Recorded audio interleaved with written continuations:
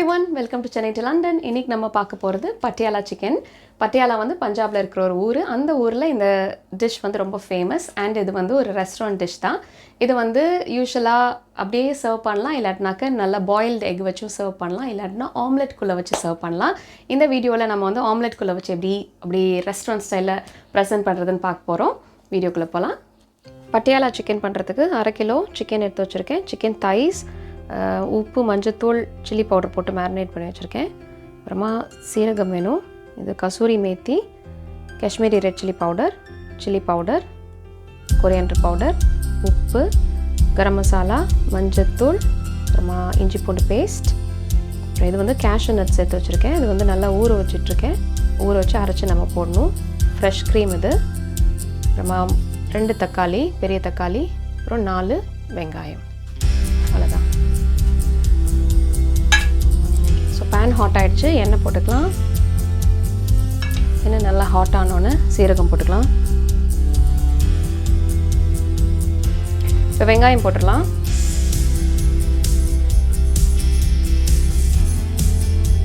வெங்காயம் வந்து நல்லா வதக்கியாச்சு. இப்போ இஞ்சி பூண்டு பேஸ்ட் போட்டுக்கலாம். இப்போ தக்காளி போட்டுக்கலாம்.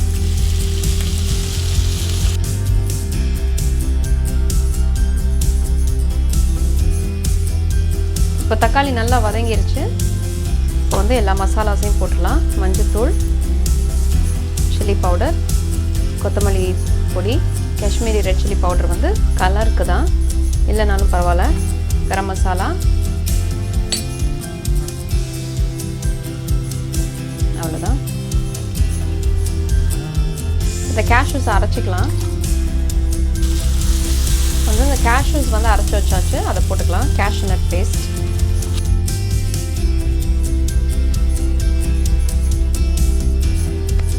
இப்போது இந்த சிக்கனை போட்டுக்கலாம்.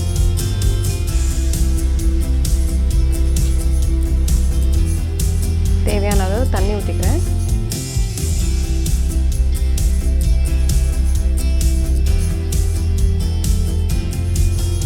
இப்போ வந்து கசூரி மேத்தி இதில் போடணும். கசூரி மேத்தி வந்து டேரெக்டாகவும் நம்ம ஆட் பண்ணலாம். பட் இந்த மாதிரி ரோஸ்ட் பண்ணிவிட்டு க்ரஷ் பண்ணி போட்டிங்கன்னா உங்களுக்கு வந்து இன்னும் கொஞ்சம் ஃப்ளேவர் நிறையா இருக்கும். அண்ட் வந்து இந்த இலை வந்து சம்டைம்ஸ் கசக்கும். ஸோ அந்த மாதிரி கசக்காது. ஸோ ஹாட் பேனில் கொஞ்சம் லைட்டாக ஃப்ரை பண்ணால் போதும். சூடாக இருக்கும் போது இப்படி டக்குன்னு அந்த இலை வந்து கிறிஸ்பியாக மாறிடும். இப்படி நீங்கள் க்ரஷ் பண்ணிங்கன்னா அது பொடியாக மாறும். ஸோ இப்போ இதை ஆறுனதுக்கப்புறம் நம்ம க்ரஷ் பண்ணி அந்த சிக்கனில் போட்டுடலாம். இந்த கசூரி மேத்தி வந்து பாகிஸ்தானில் இருக்கிற ஒரு கசூர்ன்ற ஊரில் இது வந்து இந்த மாதிரி காய வச்சு அதை யூஸ் பண்ணிக்குவாங்க. ஏன்னா எல்லா டைமும் மேத்தி லீவ்ஸ் அந்த வெந்தயக்கீரை கிடைக்காதுன்றனால அதை காய வச்சு ட்ரை பண்ணி யூஸ் பண்ணுவாங்க. இது வந்து நல்ல ஒரு மேஜிக்கல் ஃப்ளேவர் கிடைக்கும் எப்போதுமே. இந்த கசூரி மேத்தி எதில் ஆட் பண்ணாலுமே சூப்பராக இருக்கும். ஸோ இதில் வந்து கண்டிப்பாக ஆட் பண்ணலாம். எப்படி ஆட் பண்ணலான்னா இதை கொஞ்சம் எடுத்துகிட்டு நம்ம நடுவில் கையில் வச்சுட்டு இப்படி நல்லா இப்படி 2 கையை வச்சு இப்படி நல்லா தேய்ச்சிங்கன்னா அது நல்லா பவுடராக வந்து விழும்.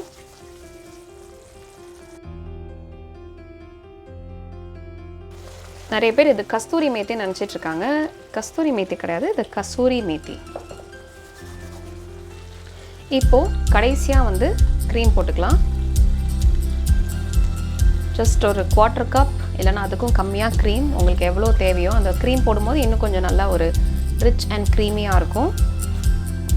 இது நல்ல ஒரு ரிச்சான டிஷ் தான். இதில் வந்து நம்ம கேஷ்யூ நட்ஸ் போட்டிருக்கோம், க்ரீம் போடுறோம், ஆனால் செம்ம டேஸ்ட்டாக இருக்கும். ஸோ சிக்கன் தைஸ்ன்றனால டக்குன்னு குக் ஆகிடுச்சு. கிரேவியும் ரெடி. ஸோ இது வந்து சப்பாத்தி, நான் இதோட சேர்த்து சாப்பிட்டா சூப்பராக இருக்கும். பட்டியாலா சிக்கன் இப்போ குக் ஆகிடுச்சு. இதை வந்து இப்போ சர்வ் பண்ணிடலாம். பார்க்குறதுக்கே சூப்பராக இருக்குது. இந்த பட்டியாலா சிக்கனை நம்ம 2 விதமாக சர்வ் பண்ண போகிறோம். ஒன்று வந்து அப்படியே நம்ம அந்த பவுலில் ட்ரான்ஸ்ஃபர் பண்ணிவிட்டு, இந்த நார்த் இந்தியன் டிஷ்ஷஸ் எப்போவுமே எப்படி கார்னிஷ் பண்ணுறாங்கன்னா பச்சை மிளகா இந்த மாதிரி பிளேட்டில் ப்ரெசென்ட் பண்ணிவிட்டு கொஞ்சம் பச்சை மிளகாவும் இந்த மாதிரி இஞ்சி இந்த மாதிரி நீளமாக ஜூலியன் ஷேப்பில் வெட்டிட்டு அதையும் மேலே போட்டுருவாங்க. அப்புறம் கொஞ்சம் லெமன், ஒரு பீஸ் லெமன் வச்சுட்டு சர்வ் பண்ணிடுவாங்க. பட்டியாலா சிக்கனை வந்து இன்னொரு விதமாக சர்வ் பண்ணுவாங்க. முட்டை வந்து பாயில் பண்ணி வச்சுட்டு அதை நீங்கள் சைடில் வைக்கலாம். இல்லைனாக்க முட்டையில் ஆம்லெட் போட்டுட்டு ஆம்லெட்குள்ளே வச்சு சர்வ் பண்ணலாம். ஸோ அதை எப்படி பண்ணுறதுன்னு பார்க்கலாம். ஸோ 2 முட்டை எடுத்துருக்கேன். தேவையான அளவு உப்பு போட்டுக்கலாம். நல்லா பீட் பண்ணியாச்சு. கொஞ்சம் பெப்பர் பவுடர் போட்டுக்கலாம், பிளாக் பெப்பர். மிக்ஸ் பண்ணியாச்சு. இப்போ வந்து எண்ணெய் கொஞ்சம் ஊற்றி இப்போ இந்த ஆம்லெட்டை போட்டுக்கலாம். இப்போ ஆம்லெட் ரெடி ஆகியாச்சு. இப்போ இதில் வந்து இந்த கிரேவி இல்லாத சிக்கன் தனியாக எடுத்து வச்சுருக்கேன். கிரேவி வந்து இங்கே இருக்குது. ஸோ இந்த சிக்கன் வந்து நம்ம நடுவில் ப்ளேஸ் பண்ணிடலாம்.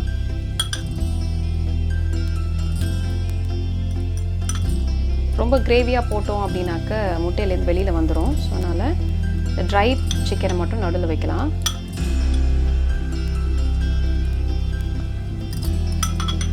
முட்டையோடு சர்வ் பண்ணும்போது இன்னும் சூப்பராக இருக்கும். ஸோ இப்போ எல்லா சிக்கனையும் நடுவில் வச்சாச்சு. இப்போ வந்து 2 சைட்லேயும் வச்சு கவர் பண்ணிடலாம்.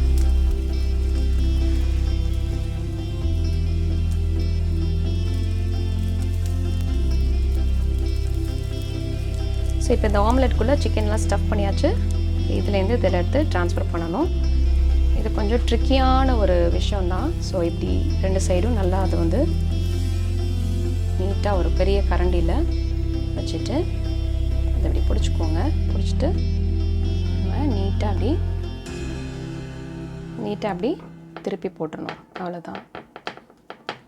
இப்போ ஆம்லெட்குள்ளே சிக்கன் இருக்குது. இப்போ அது மேலே இந்த நம்ம மிச்சம் இருக்கிற அந்த கிரேவி வந்து மேலே அப்படியே நம்ம வச்சிடலாம்.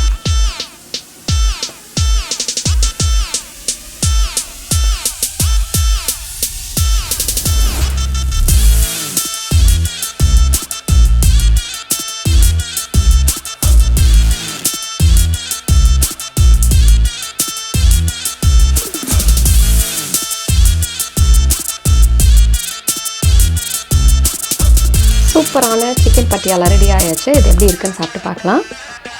சாப்பிட்றதுக்கு முன்னாடி கொஞ்சம் லெமன் ஊற்றிக்கலாம். நான் பிரெட் வச்சுருக்கேன்.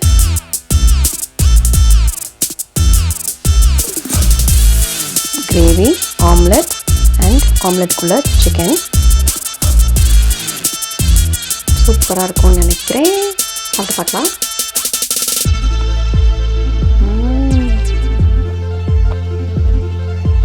சூப்பராக இருக்குது. செம டேஸ்ட். நீங்கள் கண்டிப்பாக ட்ரை பண்ணி பாருங்கள். ஈஸியான ரெசிபி தான். நெக்ஸ்ட் டைம் வேறு ஒரு இன்ட்ரெஸ்டிங்கான ரெசிபியோட உங்களை மீட் பண்ணுறேன். Take care. பாய்.